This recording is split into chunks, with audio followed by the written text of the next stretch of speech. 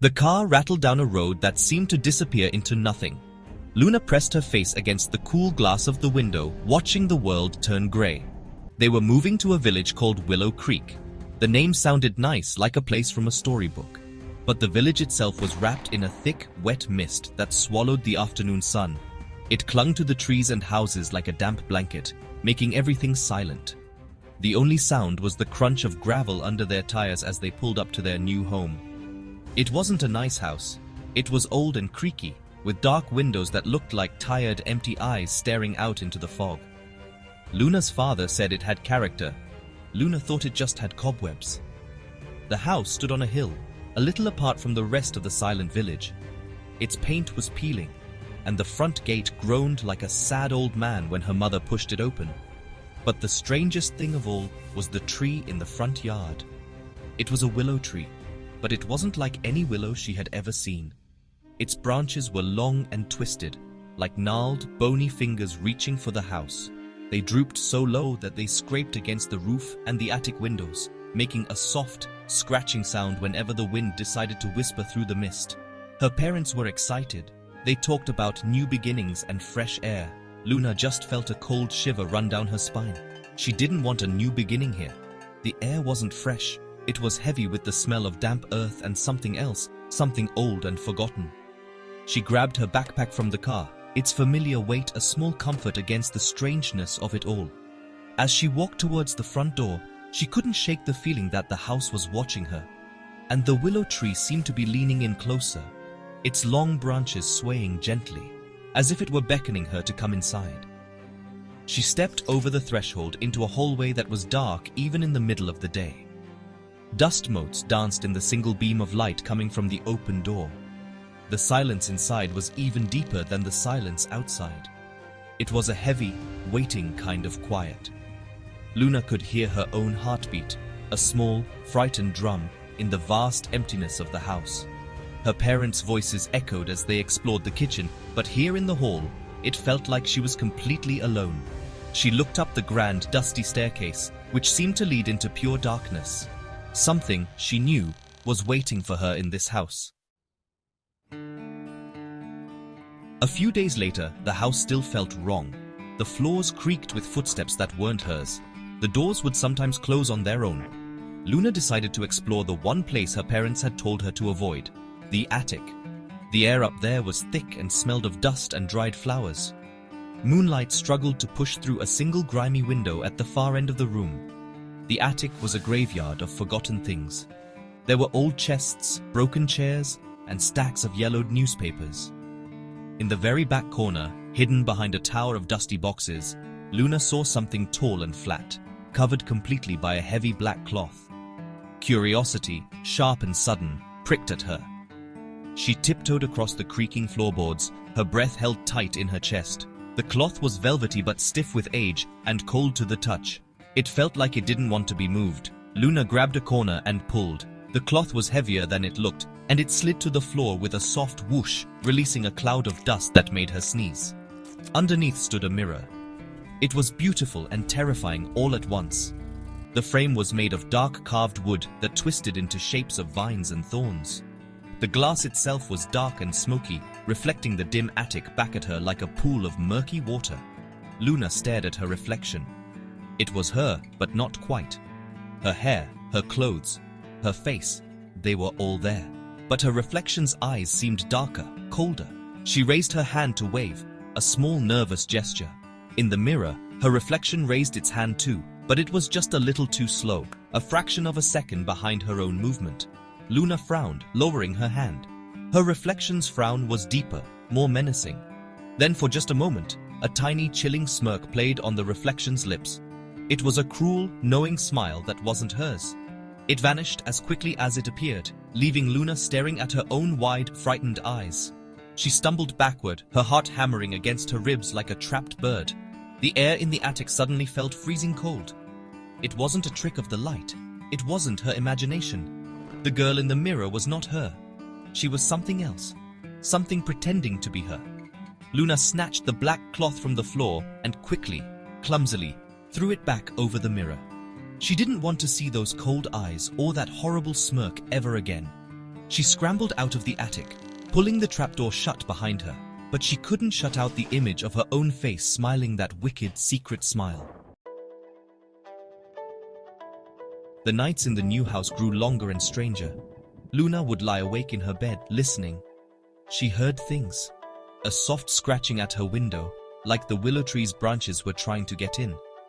Faint whispers that seemed to come from the walls themselves, too quiet to make out the words. But the worst part was the shadows. They moved when she wasn't looking. A shadow in the corner of her room would stretch and twist into a long, thin shape.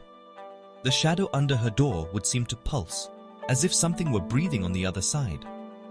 She started leaving her bedside lamp on all night, but even the light couldn't keep the darkness completely away. One night, she woke with a jolt. The room was cold, colder than usual. She looked at her digital clock. The numbers glowed a bright, eerie red. 3:33 a.m. At that exact moment, a soft, pale blue light began to seep from under her bedroom door. It pulsed gently, like a slow heartbeat. Luna knew, with a certainty that terrified her, where the light was coming from. It was coming from the attic. It was coming from the mirror. It was calling to her. She squeezed her eyes shut, pulling her blankets up to her chin, trying to pretend she was asleep, trying to pretend she hadn't seen it. But the light continued to glow, a silent, insistent invitation. The next day, she felt drawn back to the attic. She had to know. She had to see. This time, when she pulled the cloth from the mirror, her reflection was just a reflection. It mimicked her every move perfectly. Relief washed over her, but it was short-lived. As she stared into the smoky glass, a new shape began to form behind her reflection. It was a boy. He looked about her age, with wide, sad eyes and messy dark hair. He was pale and transparent, like a photograph left out in the sun for too long. He wore old-fashioned clothes and stood perfectly still, just looking at her. He didn't speak. He didn't even seem to be breathing. Luna spun around, her heart leaping into her throat. The attic was empty. There was no one there. She turned back to the mirror, and the boy was still there, standing in the reflection of the empty room behind her. He seemed trapped inside the glass, a ghost in the machine. He raised a hand and pressed it against the surface of the mirror from his side. His expression was one of desperate pleading. He opened his mouth as if to speak, but no sound came out. He was mute. Luna stared, frozen between fear and a strange, aching pity for the silent, lonely boy who existed only in the glass. Luna started visiting the boy in the mirror every day. She learned his name was Theo. He couldn't speak, but he found other ways to communicate. He would point at things in the reflected attic, or use his hands to draw shapes in the air. Luna would talk to him, telling him about her day, about the creepy house and the misty village. It was strange talking to a mirror, but she felt less alone. Theo would listen, his sad eyes never leaving her face. Sometimes a faint wispy sound would come from the mirror, like a voice spoken from very far away or backward. It was Theo, trying to speak, his voice twisted by the mirror's magic. One afternoon the whispers became clearer. It was as if Theo was concentrating with all his might. The words were reversed, echoing strangely in the dusty attic. Trap. A trap. This mirror. He whispered, his voice a distorted sigh. He pointed at his own chest, then made a motion like he was being pulled backward. Not alone. Others. Here. His ghostly face was filled with a desperate urgency. He was trying to warn her about something terrible. He wasn't just a ghost in a mirror, he was a prisoner, and the mirror was his cage. Theo's reversed whispers painted a horrifying picture. The mirror wasn't just a mirror. It was a door, a portal to another place. A world made of shadows and echoes, ruled by a creature he called Umbra. Umbra, he explained with frantic gestures and fragmented backward words, was a collector of children. It would watch them through the mirror, learning their faces, their voices, their movements. It craved the warmth and light of the real world, and it would steal children away, pulling them into its cold grey realm, a place where everything was a copy, but wrong, lifeless, colorless. The most terrifying part of Theo's warning came last. When Umbra took a child, it didn't leave an empty space. It sent something back in its place, a replacement, a copy made of shadow and malice, wearing the stolen child's face. A doppelganger that would walk and talk and smile, but its heart would be cold and empty. It would fool everyone. Parents, friends, teachers. No one would know that their real child was gone, trapped forever in the shadow world. Luna looked at her own reflection, and a cold dread seeped into her bones. She thought of the smirking girl she had seen on her first day. It hadn't been a trick of the light. It had been a promise. The next time Luna visited the attic, the air felt different. It was heavy and cold, and a low humming sound vibrated from the mirror, making the floorboards tremble slightly. As she approached, she saw Theo. He was pressed against the glass, his face a mask of pure terror. He was shaking his head, mouthing the word "no, no," over and over again. Behind him, the reflected attic was dissolving into swirling grey mist. A force, strong and invisible, began to pull at Luna. It felt like a powerful magnet, tugging at her clothes, her hair, her very soul. She tried to step back, but her feet felt rooted to the spot. The surface of the mirror rippled like water. The humming grew louder, turning into a chorus of discordant, echoing voices that whispered her name. "Luna! Luna! Come to us! Join us!" The pull became irresistible. She felt her hand lift against her will and press against the glass. It wasn't cold and hard anymore. It was soft and yielding, like sinking into icy water. The world around her began to stretch and distort. The dusty attic twisted into impossible shapes, and the colors drained away, leaving only shades of gray, black, and white. With a final sickening lurch, she was pulled completely through the mirror. She landed on a floor that was the same, yet different. It was the attic floor, but it was cold as stone and strangely soft, like packed ash. The world she had entered was a silent, colorless imitation of her own. The dusty boxes, the broken chairs, the grimy window. They were all there, but they were flat and lifeless, like props on a stage. There was no dust, no smell, no warmth. The air was still and dead. When she tried to speak, her voice came out as a reversed, hollow echo that faded instantly into the oppressive silence. She was in the shadow realm. She was trapped. Panic seized her, cold and sharp. She spun around and looked for the mirror, for her way back. It was there, hanging on the wall, but it was no longer a portal. It was just a dark, dead piece of glass, showing her a reflection of the grey, empty room she was now in. There was no color, no light, no life. She ran to it, her hands slapping against the unyielding surface. She was on the other side now. She was the ghost in the glass. From the deepest shadows of the colorless attic, she heard a soft, dry chuckle. Something was here with her. Something was watching. A figure stepped out from behind a stack of grey, lifeless boxes. It was Theo. He was no longer transparent but solid, though just as pale and colorless as everything else in this dreadful place. He rushed to Luna's side, his eyes wide with fear and regret. He grabbed her arm, his touch surprisingly solid but cold, like marble. He pulled her away from the mirror, shaking his head frantically. He pointed into the darkest corner of the room, and Luna saw them, other children. There were 3 of them, huddled together, their faces pale and their eyes empty and dull. They looked like old, faded photographs. They were the other prisoners of the mirror. Theo used his hands to tell their stories. A girl in a sailor dress who had been here for 50 years. A boy in suspenders who had been taken from the house long before that. They didn't talk, they barely moved. They had been in the shadow world for so long that they had forgotten how to be real. They were like dolls left on a shelf, slowly gathering the dust of this silent grey world. Umbra had stolen their lives, their warmth, their voices, and left them here to fade away into nothing. Luna felt a wave of despair wash over her. Was this her fate too? Theo wouldn't let her give up. He pulled her toward the single grimy window. He pointed outside. The view was of her front yard, but it was a twisted nightmare version. The sky was a permanent starless twilight. The grass was grey and brittle, and the willow tree, it was a monstrous thing of black, twisted roots and grasping branches. It was the heart of this shadow world. Theo's reversed whispers returned, more urgent than ever. Tree, root, the heart, burn the root, break the curse. The real willow tree in her world and this shadow tree were connected. A terrible realization dawned on Luna. If destroying the root of the real willow tree was the only way to break the curse, how could she possibly do it?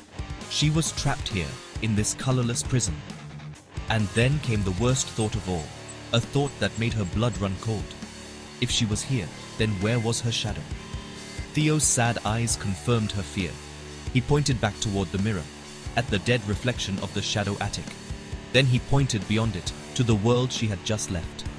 Her shadow copy, the girl with the cruel smirk, was already out there. It was in her house. It was with her family. It was living her life. Hope was a tiny flickering candle in the vast cold darkness of the shadow realm, but Theo refused to let it go out. He explained his plan with a flurry of hand signals and desperate backward whispers. The two worlds, the real and the shadow, were reflections of each other. They were closest at the point of the mirror. Actions near the mirror could, sometimes, ripple across the barrier. And while Luna was trapped here, her shadow copy was now a creature of the real world. It would be drawn to the things Luna loved, but its nature was one of malice and destruction. It would be drawn to the mirror, its birthplace. The plan was dangerous and relied on trickery. Luna had to get her shadow copy to come to the attic. She had to get her to stand right in front of the mirror. Theo explained that the shadow, for all its cunning, was still just a copy. It was arrogant. It would believe it had won. It would want to gloat at the real Luna, trapped inside its former prison. That would be their only chance.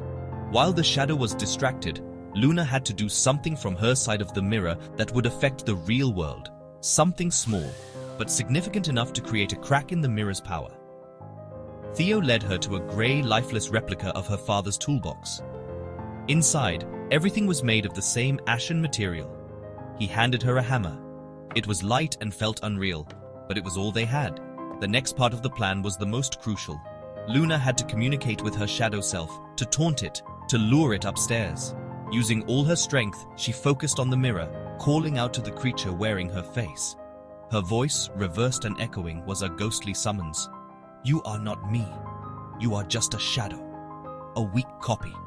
She hoped the words would carry across the barrier, a challenge the arrogant copy couldn't ignore. Meanwhile, Theo had another task. He began to gather the other children. They were barely responsive, their spirits almost completely faded. But Theo was persistent, gently coaxing them, pulling them towards the mirror. He knew that if the curse was broken, the mirror would shatter, the portal would collapse. Their escape would have to be instantaneous. They all had to be ready to leap through the moment a crack appeared. It was a desperate gamble. Everything depended on Luna's ability to outsmart the creature that had stolen her life, a creature that knew her every thought. The whispers worked. Footsteps, heavy and angry, sounded on the real attic stairs. The door creaked open. Standing there was the girl with Luna's face. She looked exactly like Luna, wearing her favorite blue sweater and jeans. But her smile was all wrong. It was sharp and cruel, and her eyes glittered with cold triumph. She sauntered over to the mirror, her movements a perfect imitation of Luna's, but with an underlying arrogance. She pressed her hand against the glass, her real-world warmth a stark contrast to the cold of the shadow realm. "Poor Luna," she said, her voice a perfect copy of Luna's, but laced with mockery. "Stuck in the dark, but don't worry. I'll take good care of your parents." Luna's heart pounded with rage and fear. This was it. This was her only chance. She had to trick her. "You can't," Luna whispered from her side, her reversed voice a ghostly taunt. "You don't know how. You don't know about the willow tree." The shadow Luna's smile faltered for a second. Its arrogance was its weakness. It couldn't stand the idea that the real Luna knew a secret it didn't. "The tree is nothing," it scoffed, trying to regain its composure. But Luna saw the flicker of doubt in its eyes. "The root," Luna whispered back. "You have to burn the root, but you're too scared to go near it." It was a bluff, a wild guess, but it worked. The shadow Luna let out a hiss of fury. "I'm not scared of anything." It spun away from the mirror and stomped out of the attic, heading for the yard, determined to prove the real Luna wrong. This was the moment. As the shadow Luna was distracted, Luna raised the ashen hammer high. With all her might, she swung it at the mirror from her side. The impact made no sound in the silent world, but on the other side, in the real attic, a tiny crack appeared on the glass surface. A spiderweb of light shot across the mirror. The realms were becoming unstable. The moment the crack appeared, Theo screamed. a real raw sound tearing through the silence. He shoved Luna and the other children toward the fracturing light. The shadow world began to collapse around them, the grey floor turning to dust. Outside, the shadow Luna shrieked as the real willow tree caught fire, its roots turning to ash. The two worlds collided in a dizzying storm of light and shadow. Luna scrambled through the cracking mirror, tumbling onto the dusty floorboards of her own attic, just as the ancient glass shattered into 1,000 pieces. The portal was closed, the curse was broken. The house was quiet now. The shattering of the mirror had lifted a great weight from it. The floors no longer creaked with unseen footsteps, and the shadows behaved like normal shadows. The willow tree was gone, leaving only a patch of scorched earth in the front yard where its cursed root had been. Luna's parents had been confused by the fire and the shattered mirror, but they were just relieved that the oppressive atmosphere of the house had vanished. They believed Luna's story was a product of an overactive imagination, a strange dream brought on by the stress of moving. Luna didn't try to convince them otherwise. She knew what was real. The other children, the ones who had been trapped for so long, had faded away like morning mist the moment they were free. Luna hoped they had found peace wherever they had gone, but Theo remained. He was still a ghost, still pale and silent, but he was no longer trapped in the glass. He was free to wander the house and the village. The strange thing was, only Luna could see him. He became her secret friend, her silent companion. He would sit with her while she did her homework, and they would explore the woods behind Willow Creek together. He couldn't speak, but he didn't need to. They understood each other perfectly. Life returned to a semblance of normal. Luna made friends at her new school. She no longer felt the constant chill of being watched. The memory of the shadow world and the girl with her face began to feel distant, like a half-remembered nightmare. The fear subsided, replaced by the simple joys of being a kid. She and Theo were safe. Umbra was defeated, its portal destroyed. The house at the edge of the mist finally started to feel like a home, a place of safety and warmth, rather than one of cold, creeping dread. The nightmare, it seemed, was finally over. But 1 year later, on a cool autumn evening, as the anniversary of her escape approached, Luna was walking home from school. The mist was rolling in, just as it had on the day she arrived. As she passed the scorched patch of ground where the willow tree had stood, a cold breeze whispered past her ear. It carried a sound so faint she almost missed it. It was a voice, a reversed, echoing whisper, just like the ones from the mirror. It was only one word, a single chilling promise that floated out of the mist and settled like ice in her heart. Luna, the nightmare wasn't over. It was just waiting.